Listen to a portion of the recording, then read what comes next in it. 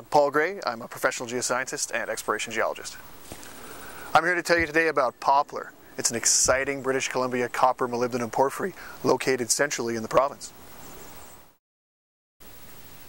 Poplar is located in central British Columbia. It's about 50 kilometers south of Houston, and interestingly about 50 kilometers north of the producing Huckleberry mine.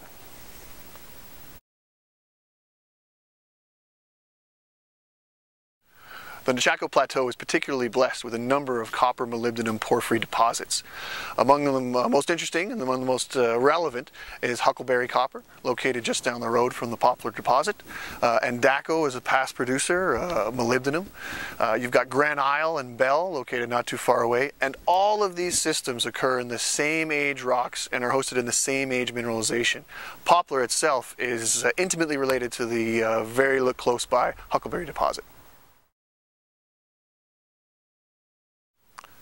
The Huckleberry mine has been a producing mine in British Columbia for about 20 years. It came online in 1996 with a proposed 10-year mine life. We're now looking at 2021 that this thing's going to run through.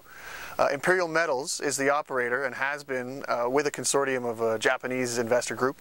And this baby started out with looking at only 10 years. Now we're talking about 30 plus. So Huckleberry is a classic copper molybdenum porphyry deposit, just as the very closely located Poplar project I'm here to tell you about.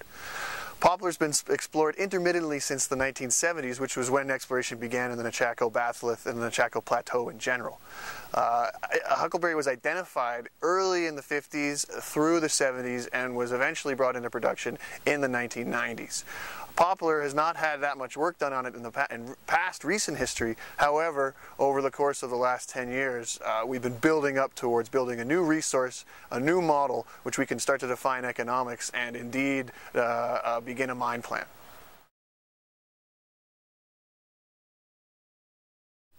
So let's talk about deposit models.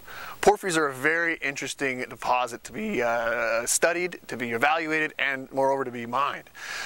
Porphyries occur when you have a large, hot mass of molten rock, which is never extruded from the surface, which is buried beneath the earth. As it intrudes what the rocks which are lying on surface, there's an enormous amount of hot water and heat that's generated.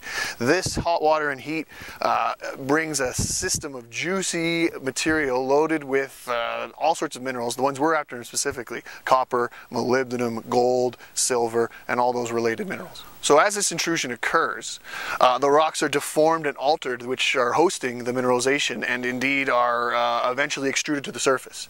It's these surface expressions of the mineralization which we these days key in on and try to target for our exploration evaluation.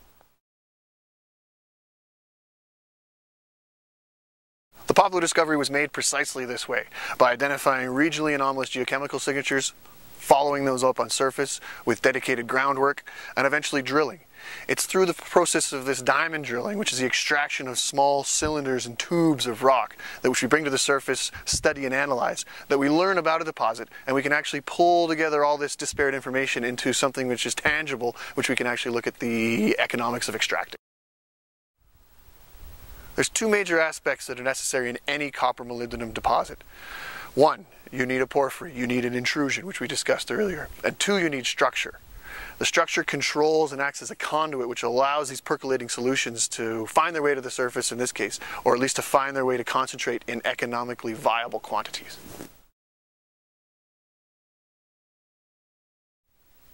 The Poplar deposit contains a combined inferred and indicated resource of approximately 263 million tons of 0.3% copper, which boils down to about a 1.5 billion pound copper resource.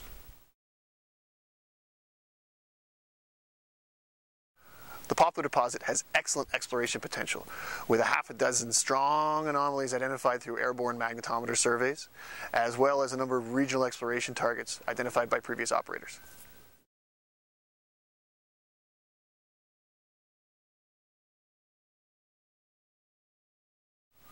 These regional exploration targets at the Poplar deposit surround the main known anomaly of the Poplar deposit proper. Each one of these has its own geochemical and geological signatures, which lead us to believe these are strong targets for further drilling. Each one of these regional targets has the potential to be a deposit like Poplar unto itself. Picture a string of pearls, if you will.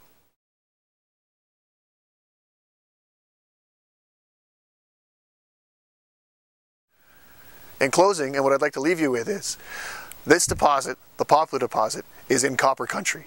There's an expansive potential to increase reserves and resources on this project, as well as to identify new zones of mineralization in the surrounding areas.